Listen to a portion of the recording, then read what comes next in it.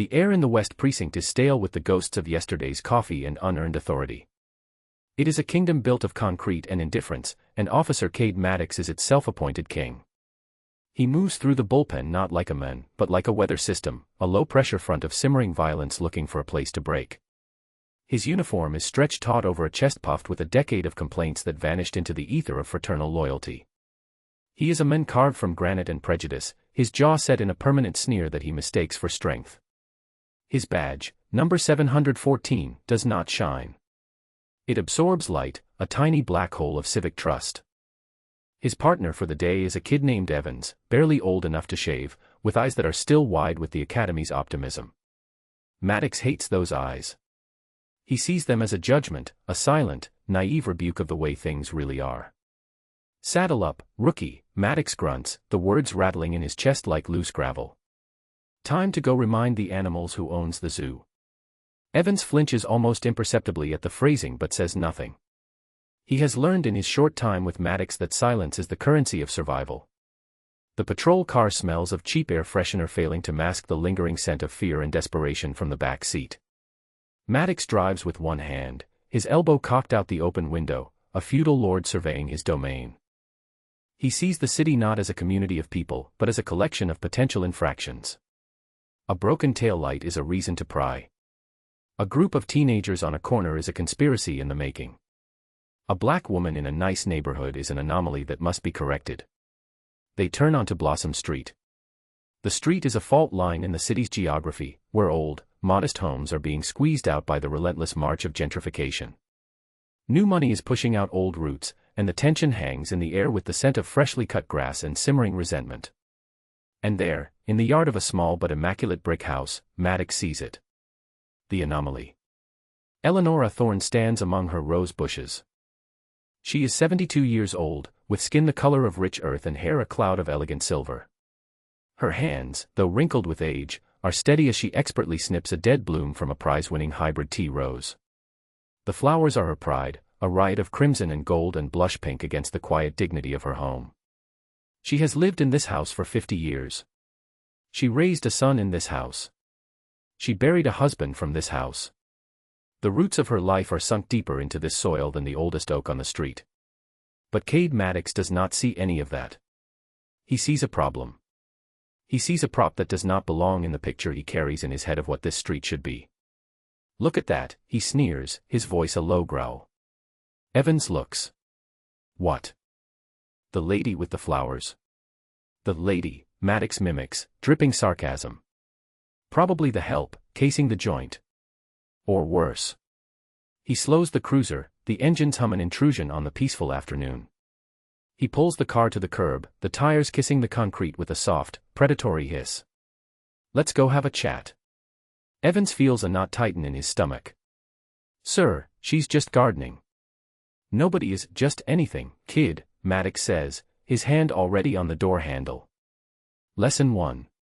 Now get out and watch how a real cop works. Eleonora hears the car doors slam and looks up, her eyes shaded by a wide-brimmed sun hat. She sees the two uniformed officers approaching, one a mountain of swagger, the other a sapling of apprehension. She offers a polite, cautious smile. Maddox does not return it. His shadow falls over her, a sudden eclipse of the afternoon sun. "Afternoon, ma'am," he begins, the title of "ma'am" sounding like an accusation. "What are you doing here?" Eleonora's smile tightens just a fraction. "I'm tending to my roses, officer," her voice is calm, cultured, with the gentle cadence of the South in its vowels. "Your roses?" Maddox lets out a short, disbelieving laugh. "That's a good one. Whose property is this?" "It's my property," she answers simply, her gaze unwavering. "I live here." Maddox's eyes scan her simple gardening dress, the dirt under her fingernails, her worn but sturdy shoes. His internal calculus of her worth comes up with a zero. "Right. And I'm the King of England," he scoffs. "I'm going to need to see some identification." "My identification is in my purse, inside the house," she explains patiently. "Is there a problem, officer?" "The problem," Maddox says, taking a step closer, invading her personal space, "is that we've had a string of burglaries in this neighborhood. People posing as gardeners, utility workers. You fit the description. It is a lie. A lazy, transparent lie, and they both know it. Evans shuffles his feet on the pavement behind Maddox, his discomfort radiating from him like heat. He knows the burglary reports. The suspect is a white male in his 20s. Eleonora's spine stiffens. The polite smile vanishes, replaced by a mask of weary resignation. She has faced this kind of casual cruelty before.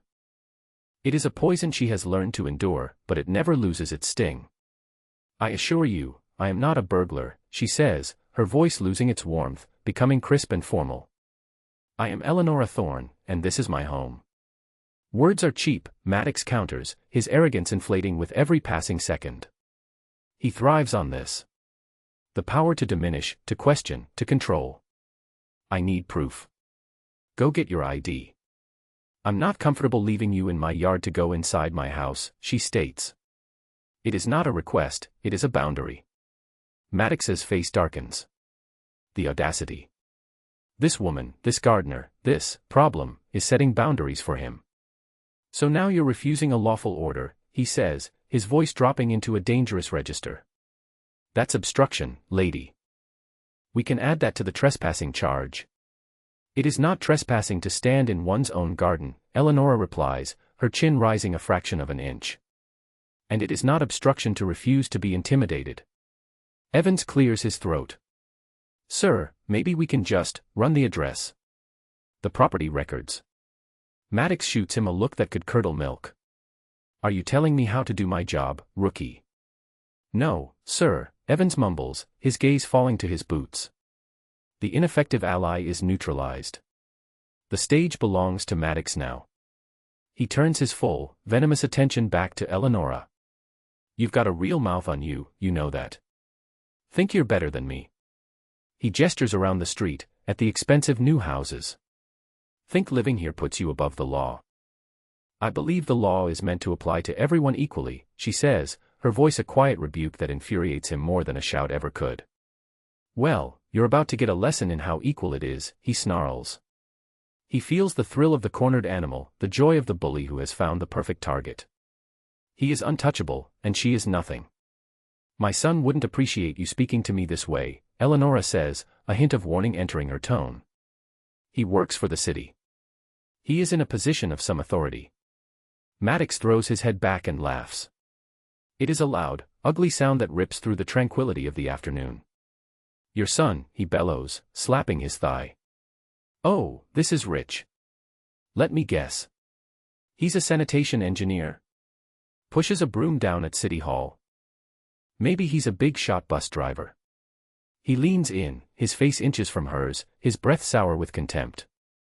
You tell your son that Officer Cade Maddox, badge 714, says hello. And you can tell him that his mother is about to be arrested for trespassing on property she can't afford. He raises his hand. Not to grab her. Not to cuff her. But to dismiss her. He shoves her shoulder. It is not a hard shove, not enough to break bones, but it is more than enough to shatter dignity. It is a gesture of pure, unadulterated contempt. Eleonora is 72. Her balance is not what it once was. She stumbles backward, her foot catching on the low decorative border of her own flowerbed. Her arms windmill through the air. A small, startled cry escapes her lips.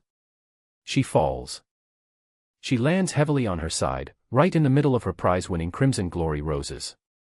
Her hand goes out to break her fall and lands directly on a branch thick with thorns. One of them, sharp as a needle, pierces the thin skin on the back of her hand. A single, perfect bead of red blood wells up, a stark jewel against her dark skin, clinging to a thorn on the flower she nurtured from a seedling. This is the breaking point. The sound of the world stops. The birdsong, the distant traffic, the rustle of leaves in the breeze. It all vanishes. There is only the sight of this graceful, elderly woman on the ground, a smudge of dirt on her cheek, a drop of blood on her hand, pushed down in her own garden by a man sworn to protect her. It is the peak of injustice, a moment of such pure, distilled cruelty that it feels like the air itself is holding its breath in horror. Maddox looks down at her, a smirk playing on his lips. See. This is what happens when you don't show respect. Evans looks from Eleonora on the ground to his senior partner, and for the first time, the naive optimism in his eyes flickers and dies, replaced by something cold and hard. He sees Maddox not as a cop, but as a monster. And in that frozen moment of awful clarity, a new sound enters the scene. It is the quiet, almost imperceptible hum of an expensive engine. A black sedan, polished to a mirror finish but devoid of any ostentatious chrome, has pulled up to the curb behind the patrol car. It is so silent, so unobtrusive, that it seems to have materialized from the quiet rage of the moment itself. The driver's side door opens with a solid, well-engineered thud. A single, impeccably polished Oxford shoe is placed on the asphalt. Then another. A man emerges from the car. He is tall, dressed in a charcoal suit that fits him so perfectly it seems to have been woven around him. There is nothing flashy about him. No expensive watch, no gaudy tie. His power is in his stillness, in the economy of his movement. He closes the car door without looking, and the soft click is like the cocking of a gun. This is Marcus Thorne. He had been on his way to his mother's house for their weekly Sunday dinner, a ritual he never misses. He had turned the corner just in time to see the end of the conversation. He had seen the shove. He had seen his mother fall. He does not run. He does not shout. He walks. His stride is measured, deliberate, each step eating up the distance between him and the scene of the crime. His face is a mask of lethal calm, but his eyes are burning. Maddox sees him approaching and immediately puffs out his chest, the bully expanding to meet a new challenge. "Hey! You! Get back," he barks, putting up a hand. This is an official police investigation. This area is secured. Marcus does not slow down. He does not even acknowledge the command. His gaze is fixed on one thing only. His mother, struggling to push herself up from the dirt. He walks right past Maddox as if the officer is nothing more than a piece of scenery, a lamppost, a fire hydrant. He kneels beside Eleonora, his $1,000 suit pants pressing into the soft soil of the garden. "Mother," he says, his voice a low, controlled rumble. "Are you all right?" She looks up at him, and the relief in her eyes is mixed with a fierce, protective anger on his behalf. "I'm fine, Marcus. It's nothing." He gently takes her hand, the one without the blood, and helps her to her feet. He brushes the dirt from her dress with a tenderness that is a stark contrast to the violence that put her on the ground. Maddox is momentarily stunned by the sheer audacity of this man. Then his rage kicks in. "Did you not hear me? I said this is a police scene," he shouts, stepping forward to grab Marcus's arm. "You're interfering with an arrest. That's a felony." Marcus turns his head slowly, and for the first time, Maddox gets a good look at his eyes. They are cold. Not angry hot, but cold, like the depths of the ocean, a place where pressure crushes steel. "Take your hand off me," Marcus says. The words are not a request. They are a statement of what is about to happen. Maddox, blinded by his own arrogance, scoffs and tightens his grip. "Or what? You gonna call your daddy? Who the hell do you think you are?" Marcus's gaze drops from Maddox's eyes to the badge pinned on his chest. "Officer Cade Maddox," he reads, his voice devoid of any emotion. "Badge number 714. West Precinct. You have been with the department for 11 years. You have 17 citizen complaints on your record, all of them dismissed. You have 2 commendations for valor, both of which are currently under review. Your standard service weapon is a Glock 19, but you carry an unauthorized .38 Special as a backup in an ankle holster, against department regulations." He lifts his gaze back to Maddox's face. The power dynamic in the universe shifts. The blood drains from Cade Maddox's face. The swagger evaporates, replaced by a creeping, horrifying dread. His hand, which had been gripping Marcus's arm, falls away as if it has been burned. Evans, the rookie, feels a cold sweat break out on his forehead. He has no idea what is happening, but he knows it is the end of something. Who are you?" Maddox stammers, his voice suddenly a thin, reedy thing. Marcus Thorne straightens his suit jacket. He reaches into his inside pocket and removes a slim leather wallet. He flips it open. Inside, behind a clear plastic window, is a gold shield. It is not a patrolman's shield. It is not a detective's shield. It is the shield of command. "My name," he says, his voice now ringing with an authority that Maddox has only ever pretended to have, is Director Marcus Thorne. I am the commanding officer of the Internal Affairs Division for this entire city. He pauses, letting the words hang in the air like a death sentence. And you, he finishes, his eyes locking onto Maddox's, just assaulted my mother. Silence. A profound, bottomless silence that swallows every other sound. Cade Maddox's world, a world built on the bedrock of his own perceived superiority, crumbles into dust. His mind races, trying to find a foothold, a denial, an escape route. But there is none. The man in the suit is not a lawyer. He is not a politician. He is the police who police the police. He is the boogeyman they tell stories about in the locker room, the ghost in the machine, the men who can end a career with a single memo. And Cade Maddox just pushed his mother into a rose bush. The rookie, Evans, looks as if he might faint. His face is pale, his mouth slightly agape. He is staring at Marcus Thorne as if he is looking at an avenging angel. Maddox begins to backpedal, his brain finally rebooting into a desperate, pathetic survival mode. Director. Sir. There's been a misunderstanding, he stammers, holding up his hands. We were responding to a call, a suspicious person. Marcus Thorne raises a single, elegant finger, and Maddox's words die in his throat. Stop talking, Thorne commands. Every word you say from this point forward is a new charge. Filing a false report. Perjury. Obstruction of justice. I would advise you to remain silent.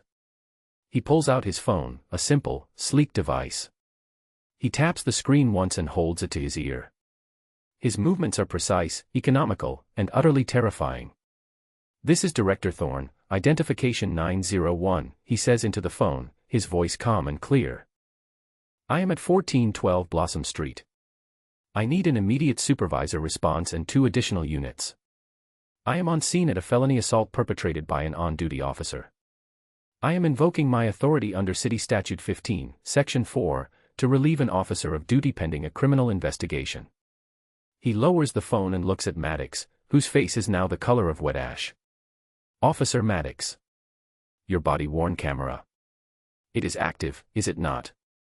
Maddox can only nod, his throat too tight to form words. Excellent, Thorne says with a chilling lack of emotion. So it has a clear, high-definition recording of you committing a battery against a senior citizen. That will be very helpful for the grand jury. Thorne then gestures with his chin towards the house next door. Your camera, however, does not have the best audio pickup from a distance. Fortunately, he says, pointing to the small, dark dome of a doorbell camera on the neighbor's porch, that one does. As does the forward-facing camera in my vehicle, which began recording the moment I turned onto this street. We will have a complete record of your professional conduct. The noose tightens. Every lie Maddox could possibly tell has been preemptively dismantled. Every escape route is sealed. He is trapped in a cage of his own making, and the architect is standing right in front of him. Within minutes, the street is filled with the wail of sirens. A supervisor's car screeches to a halt, followed by 2 more patrol units.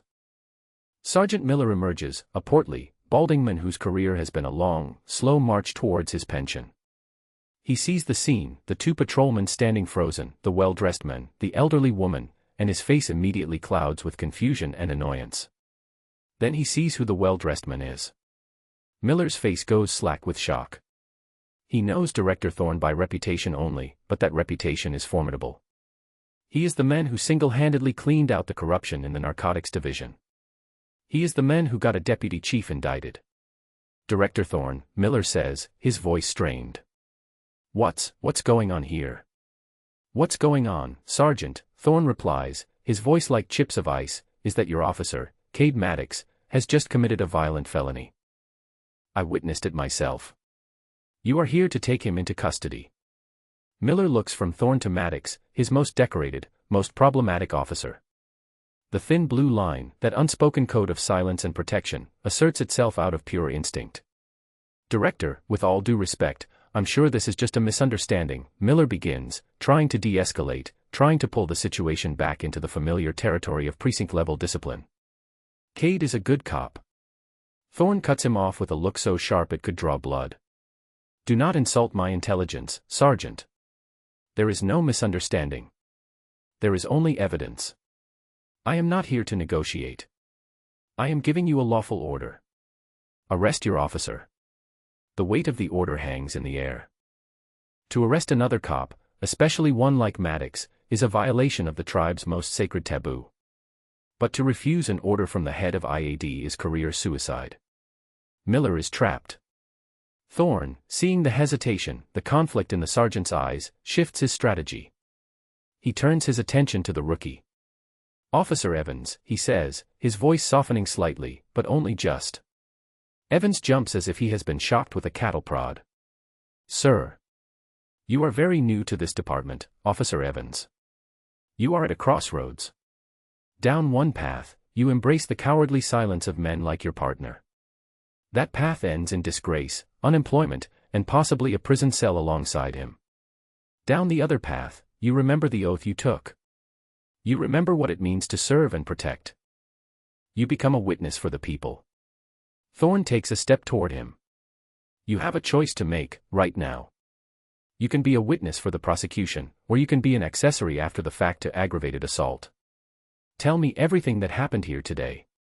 Start from the moment you got in the car." It is a masterstroke. He has offered the rookie a lifeline, a way out of the sinking ship. Evans looks at Maddox, at the man who has tormented him, who represents everything he is starting to hate about this job. He looks at Sergeant Miller, who is offering no help, no guidance. Then he looks at Director Thorne, a figure of immense and terrifying integrity. The choice is not a choice at all.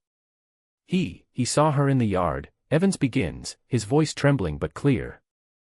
"He said she didn't belong here. He said she was probably casing the joint. He lied about a burglary report. She told him it was her house, but he wouldn't believe her. He mocked her. He mocked her son."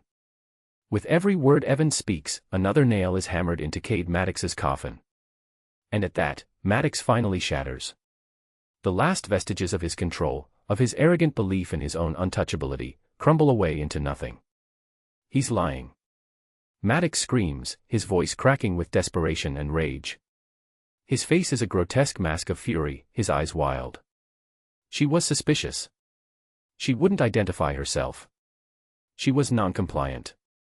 It was a righteous stop. "You can't do this to me. I'm a decorated officer. I have commendations." His booming, authoritative voice is gone, replaced by the pathetic, high-pitched shrieking of a cornered animal. He is confessing with every denial, revealing his true, cowardly nature to the world. Thorne watches the meltdown with cold, clinical detachment. He lets Maddox finish, lets him empty himself of all his blustering poison. When the screaming finally subsides into ragged, gasping breaths, Thorne speaks again, his voice a quiet counterpoint to the preceding hysteria. "Sergeant Miller," he says, his gaze fixed on the supervising officer. "I have just recorded Officer Maddox's admission that he stopped this citizen without probable cause, based on a fabricated suspicion. That is a violation of her Fourth Amendment rights. That is official misconduct. The time for discussion is over." He turns his head slightly. "Officer Evans. Do you feel your partner's current state makes him a danger to himself or others?" Evans, emboldened by his decision, stands up straight. "Yes, sir. I do." "Then you know your duty," Thorne says. The final nail is not a piece of evidence. It is a command that weaponizes procedure against the men who abused it. Sergeant Miller, his face pale and sweating, finally understands. There is no way out. The thin blue line has been severed. He looks at one of the other officers who arrived on scene. "Collins. Cuff him." The officer named Collins hesitates for a beat, his eyes wide with disbelief. Then he sees the look on Miller's face, and he knows the order is real. He approaches Maddox, his handcuffs out. "Cade, put your hands behind your back." "No." Maddox shrieks, backing away. "You can't. We're brothers." But the spell is broken. The aura of invincibility that Maddox wore like a second skin is gone, stripped away by the calm, relentless men in the suit. The officers move in. There is a brief, undignified struggle. And then, the sound that signifies the absolute end of a police officer's world.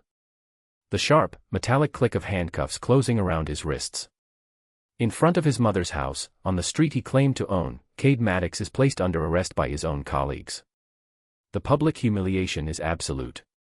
Neighbors have begun to emerge from their homes, drawn by the commotion. They stand on their porches, their faces a mixture of shock and, in some cases, a grim, quiet satisfaction. They have seen Maddox on his patrols. They have felt the chill of his presence. Thorne looks at Sergeant Miller. Take his weapon. Take his badge. He is no longer a police officer. He is a criminal. Miller, moving like a man in a trance, approaches the cuffed and trembling Maddox. He unholsters Maddox's Glock and hands it to another officer. Then, with fumbling fingers, he unclips the badge from Maddox's uniform shirt. Badge 714 is removed. The black hole is unplugged. Maddox looks at Marcus Thorne, his face a contorted mess of hatred and disbelief. All the blame, all the fury for his own life's failure, is now focused on this one man. You people, he spits, the venom thick in his voice. You're always looking for a way to play the victim. You set me up. This was a setup. Marcus Thorne takes a final step toward the disgraced officer. He leans in close, so his voice is a private whisper of judgment meant only for Maddox. A setup, he says, his voice soft as silk and hard as diamond. I didn't have to set you up, Maddox.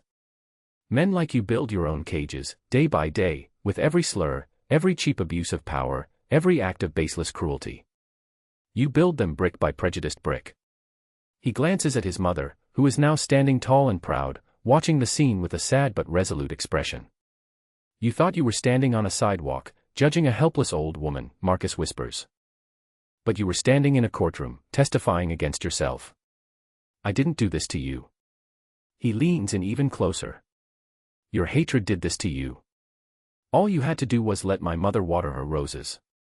With that final, cutting word, he turns his back on the sputtering, defeated man and walks to his mother's side, leaving the machinery of justice to grind Cade Maddox into dust. The fallout is not a storm. It is a biblical flood.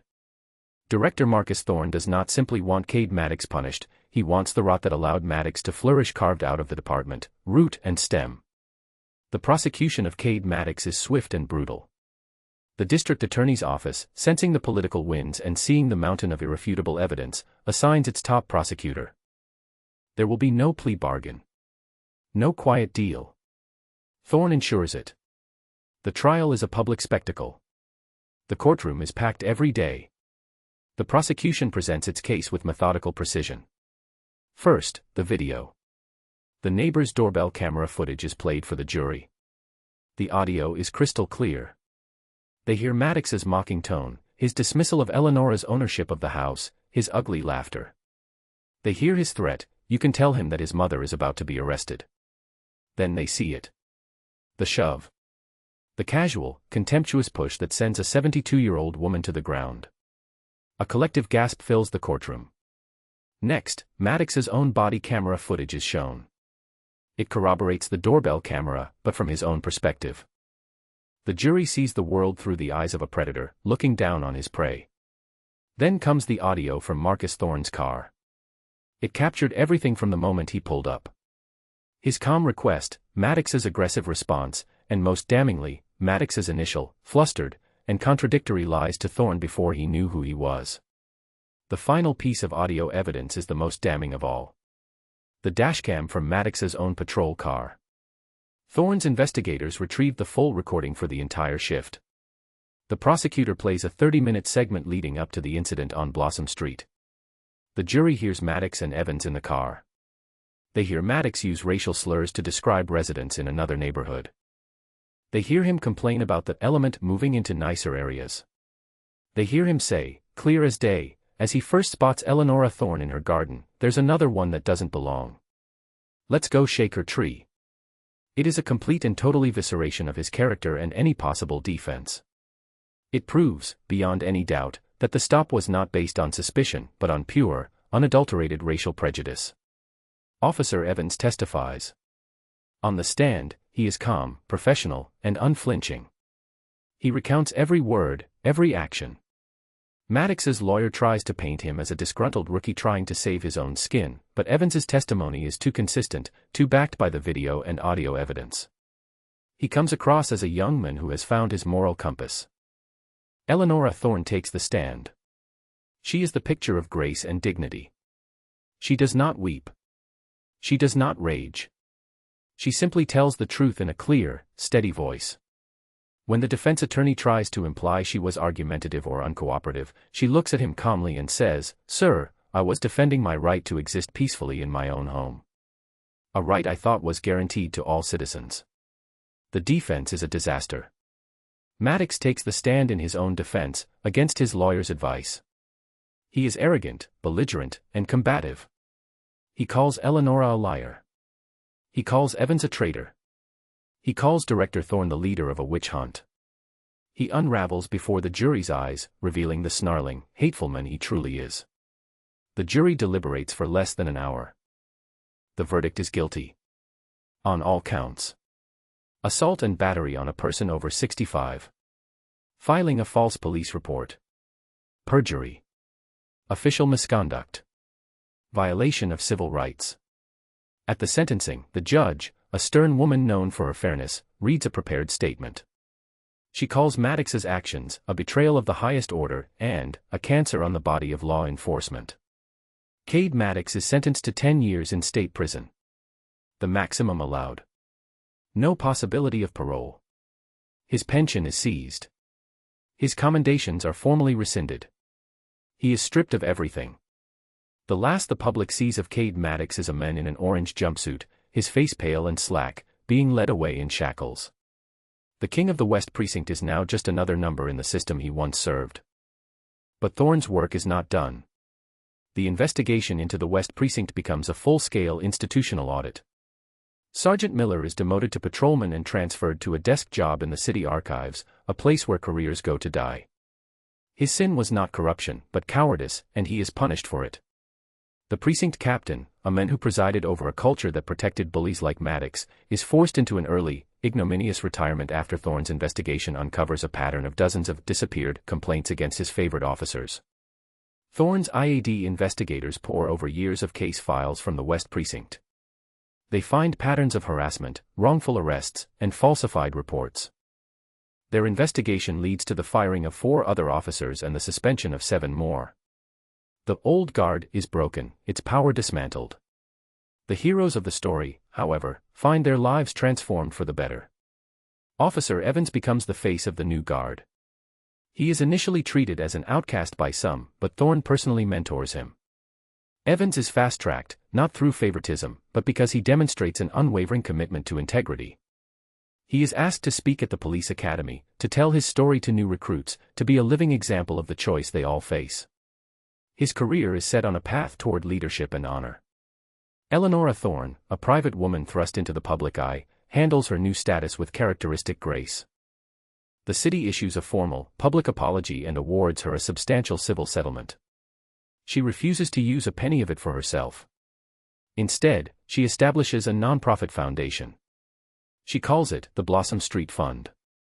Its mission is twofold: to provide pro bono legal defense for victims of police misconduct and to create and maintain community gardens in underserved neighborhoods across the city.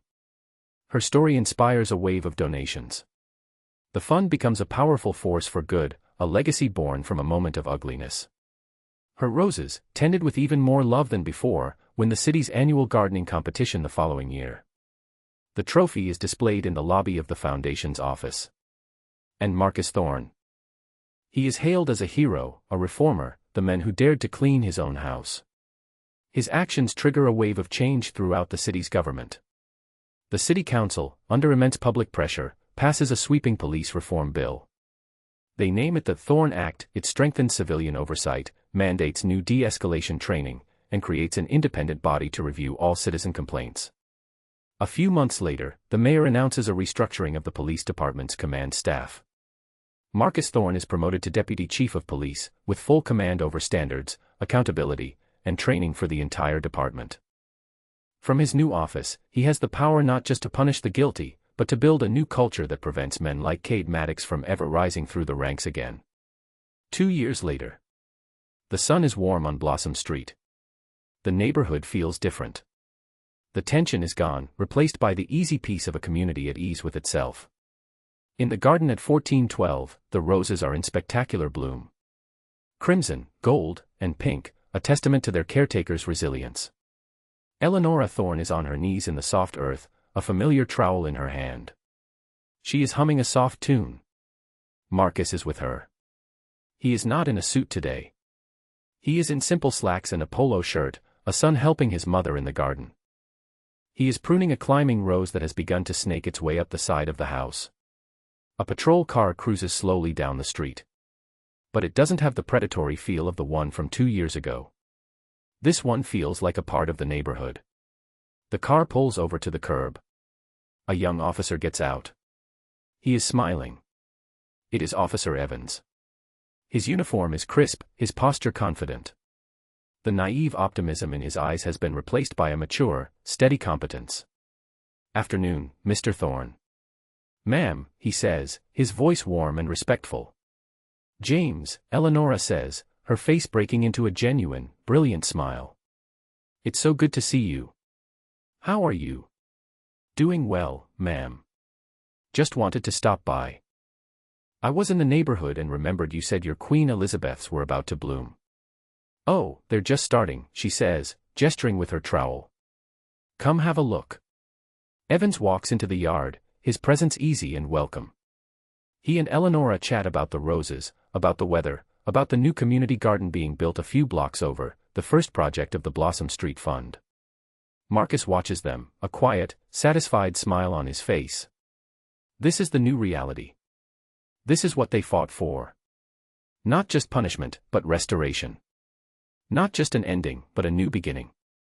The old world was ruled by men like Maddox, who saw a black woman in a garden and saw a crime. The new world, the better world, is served by men like Evans, who see a neighbor and a friend. Arrogance is a blindness. Prejudice is a prison of one's own making. Cade Maddox, sitting in his cell, believed he was a victim of a conspiracy, a man brought down by a powerful enemy. He was wrong. He was never the victim. He was the author of his own destruction.